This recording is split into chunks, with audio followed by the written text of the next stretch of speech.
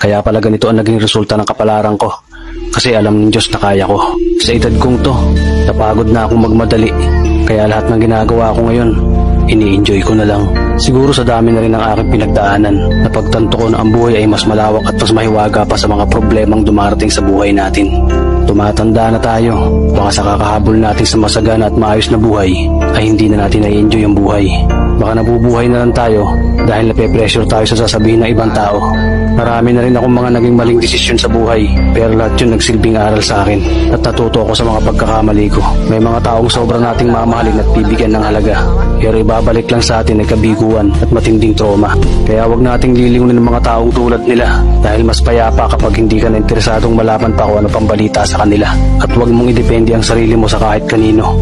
Tandaan mo, kahit sarili mong anino, iiwan ka din nito kapag madilim na ang paligid mo. Kailangan natin matutunan na wag ikumpara ang sarili natin sa iba dahil hindi natin laban ang laban nila. Karera mo to, hindi nila karera. Dahil ang buhay ay hindi naman nasusukat sa kung sino ang mayaman, kundi kung sino ang payapa. Kaya galingan mo lang palagi, tol, dahil napakaraming tao mapanghusga, hihilahin ka pababa at lagi mo itong tatandaan.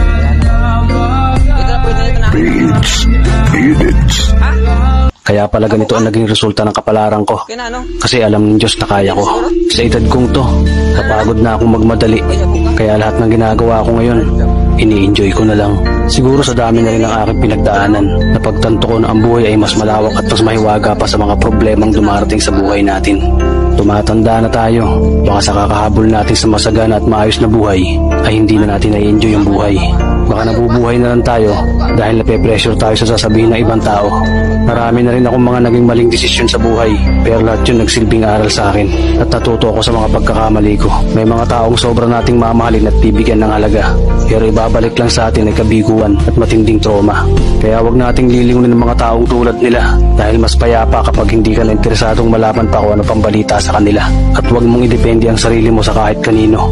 Tandaan mo, kahit sarili mong anino, iiwan ka din nito kapag madilim na ang paligid mo. Kailangan natin matutunan na wag ikumpara ang sarili natin sa iba dahil hindi natin laban ang laban nila. Karera mo to, hindi nila karera.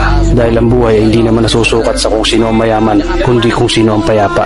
Kaya galingan mo lang palagi, tol, dahil napakaraming tao mapanghusga, hihilahin ka pababa at lagi mo itong tatandaan.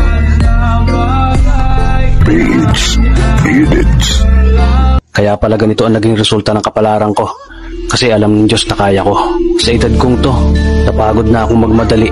Kaya lahat ng ginagawa ko ngayon, ini-enjoy ko na lang. Siguro sa dami na rin ng aking pinagdaanan, napagtanto ko na ang buhay ay mas malawak at mas mahiwaga pa sa mga problemang dumarating sa buhay natin. Tumatanda na tayo, baka sa kakahabol natin sa masagana at maayos na buhay, ay hindi na natin na-enjoy ang buhay. Baka nabubuhay na lang tayo dahil nape-pressure tayo sa sasabihin ng ibang tao. Marami na rin akong mga naging maling desisyon sa buhay, pero lahat yun nagsilbing aral sa akin at natuto ako sa mga pagkakamali ko. May mga taong sobra nating mamahalin at bibigyan ng halaga, pero ibabalik lang sa atin ay kabiguan at matinding trauma.